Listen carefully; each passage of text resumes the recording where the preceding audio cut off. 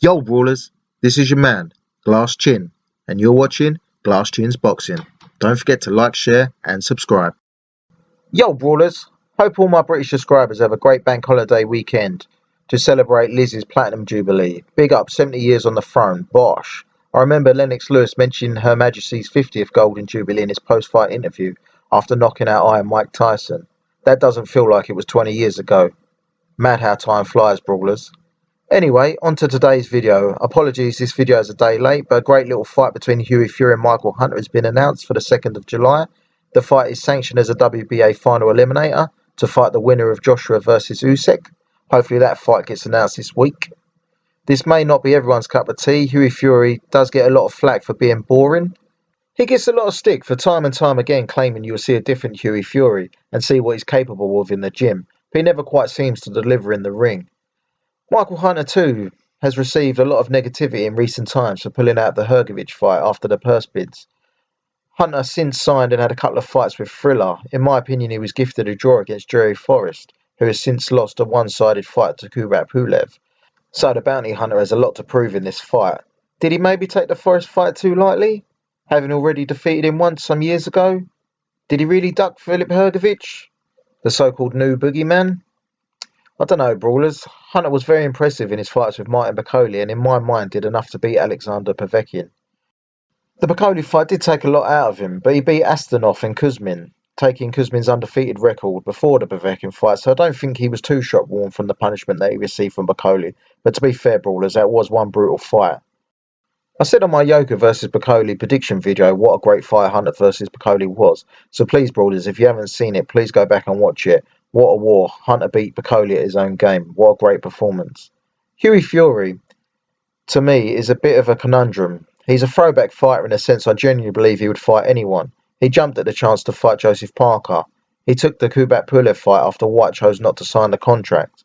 He signed with Matchroom, and rather than Matchroom building him, they threw him in at the deep end, putting him straight in with Povetkin, who at the time was coming off a decent showing against Anthony Joshua. He hurt Joshua in that fight. That's always struck me as an odd move from Matchroom, chucking Hughie straight into the Lion's Den. At the time they promoted a number of other heavyweights, so maybe they were sacrificing Hughie to keep Povetkin fresh in people's minds, thinking about matching him with White down the road. In the same vein, did they even think that Povetkin and Hunter would be competitive? As I said earlier, Hunter was robbed in that fight to me, and they seemed to make little effort in making the rematch. Hunter left Matchroom soon after, and they tried to cash Povetkin out against White, even if Povetkin had other ideas. Funny what a well-timed uppercut can do, eh, Brawlers? At least Povetkin didn't top it up with a knockout push, I suppose. Hughie, to be fair, had a decent showing in his last two fights. He looked better in beating Whack than White did, or at least beat him more comfortably, should I say, and he managed to stop Christian Hammer, albeit by injury, but Hammer does go the distance with a lot of top fighters, most recently Frank Sanchez and Tony Yoka.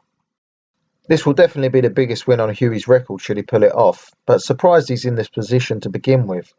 This fight is an odd choice from the WBA to sanction as a final eliminator. At first I was under the impression that it would be against the regular champion, but that doesn't appear to be the case. Let's face it though, the WBA heavyweight rankings have been terrible in recent years.